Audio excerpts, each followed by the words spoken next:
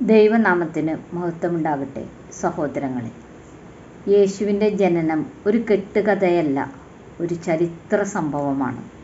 2000 വർഷങ്ങൾക്ക് മുമ്പ് Augustus Caesar എന്ന ചക്രവർത്തി ഭരിച്ചിരുന്ന റോമാ സാമ്രാജ്യത്തിൻ്റെ കീഴിലായിരുന്ന ബെത്ലഹേം എന്ന സ്ഥലത്താണ് യേശു ജനിച്ചത്. ചരിത്രം പരിശോധിച്ചാൽ ആ ചക്രവർത്തിയുടെ ഭരണകാലം നമുക്കറിയാവുന്നതാണ്.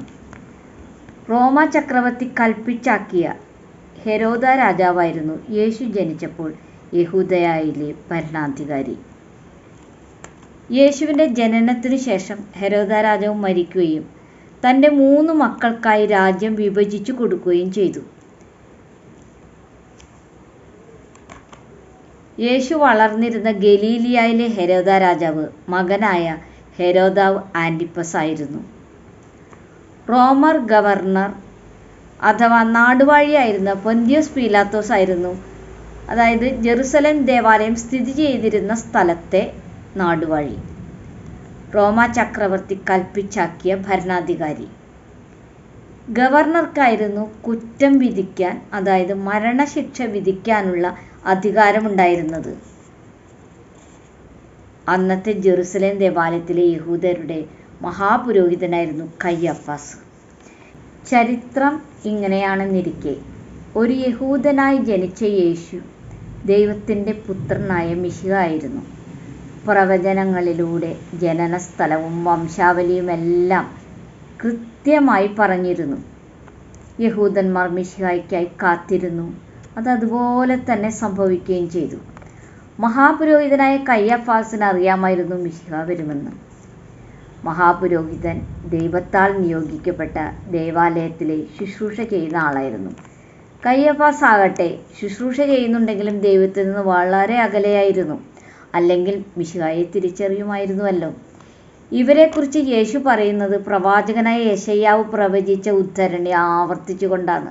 കേൾക്കൂ, മത്തായി 15:7-8.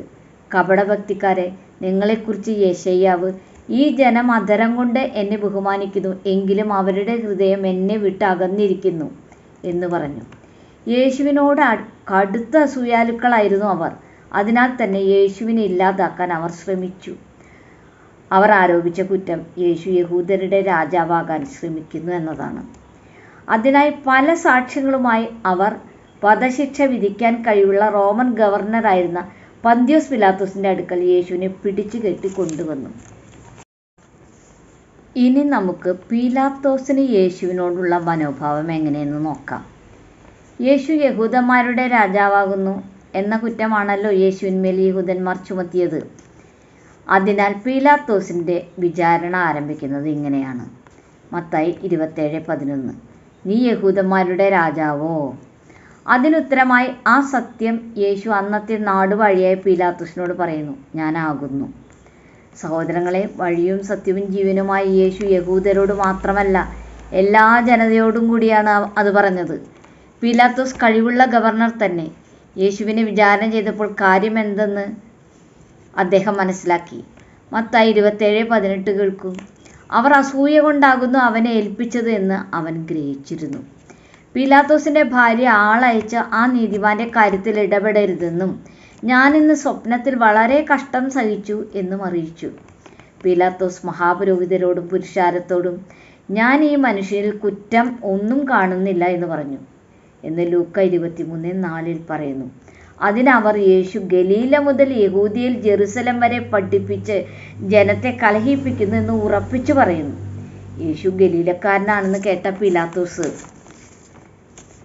വിചാരണയ്ക്കായി അന്ന് യെരുശലേമിൽ വന്നു പാർക്കുന്ന ഹെരോദാവിൻ്റെ അടുക്കലേക്ക് യേശുവിനെ അയക്കുന്നു. യേശുവിനെ വിചാരണ ചെയ്ത ഹെരോദോസിനോട് യേശു ഒന്നും പറയുന്നില്ല. ഹെരോദസ് യേശുവിനെ പരിഹസിച്ച് നിസ്സാരനാക്കി പീലാത്തോസിൻ്റെ അടുക്കൽ മടക്കി അയച്ചു. പീലാത്തോസ് യഹൂദ ജനതയോട് യേശുവിൽ കുറ്റമൊന്നും കാണാത്തതിനാൽ അവരുടെ ന്യായപ്രമാണപ്രകാരം വിധിപ്പാൻ പറയുന്നതായി യോഹന്നാൻ 18:31 കാണുന്നു. അതിനവർ ന്യായപ്രമാണപ്രകാരം മരണശിക്ഷയ്ക്ക് ഏൽപ്പിക്കാനുള്ള അധികാരം അവർക്കില്ല എന്നാണ് പറയുന്നത്.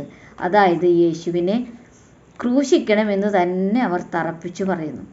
യോഹന്നാൻ 18:15 രാജാവാണെന്ന് പറഞ്ഞ് നീ എന്തു ചെയ്തു എന്ന് പീലാത്തോസ് യേശുവിനോട് ചോദിച്ചു.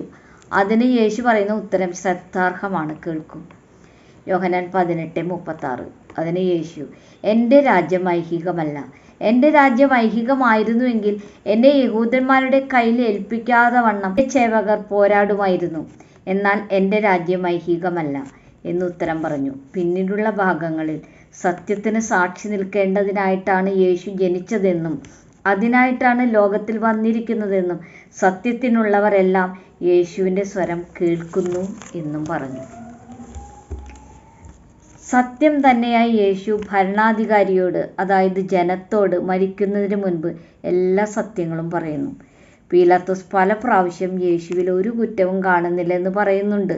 വീണ്ടും വീണ്ടും ചോദ്യങ്ങൾ ചോദിച്ചപ്പോൾ മറുപടി പറയാത്തതിനാൽ പീലാത്തോസ് യേശുവിനോട് പറയുന്നത് കേൾക്കൂ. യോഹന്നാൻ 19:10. അപ്പോൾ പീലാത്തോസ് അവനോട്, നീ എന്നോട് സംസാരിക്കുന്നില്ലയോ? എനിക്ക് നിന്നെ ക്രൂശിപ്പാൻ അധികാരമുണ്ടെന്നും നിന്നെ വിട്ടയപ്പാൻ അധികാരമുണ്ടെന്നും നീ അറിയുന്നില്ലയോ എന്ന് ചോദിച്ചു. അതിന് യേശു പറയുന്ന ഉത്തരം ഇങ്ങനെയാണ്. യോഹന്നാൻ 19:18. ഉയരത്തിൽ നിന്ന് നൽകപ്പെട്ടിരുന്നില്ലെങ്കിൽ എൻ്റെ മേൽ നിനക്ക് ഒരധികാരം ഉണ്ടാവുകയില്ലായിരുന്നു എന്ന് പറയുന്നു. അതുകൊണ്ട് എന്നെ നിന്റെ പക്കൽ ഏൽപ്പിച്ചവന് അധികം പാപമുണ്ട് എന്നാണ് യേശു പറയുന്നത്. പിന്നീടുള്ള ഭാഗത്തിൽ പറയുന്നത്, ഈ വാക്കു നിമിത്തം പീലാത്തോസ് യേശുവിനെ വിട്ടയപ്പാൻ ശ്രമിച്ചു എന്നാണ്. അപ്പോൾ യഹൂദജനം പീലാത്തോസിനെ ഭീഷണിപ്പെടുത്തി, നീ ചക്രവർത്തിയായ സീസറിൻ്റെ സ്നേഹിതൻ അല്ല എന്നവർ ആർത്തു പറഞ്ഞു.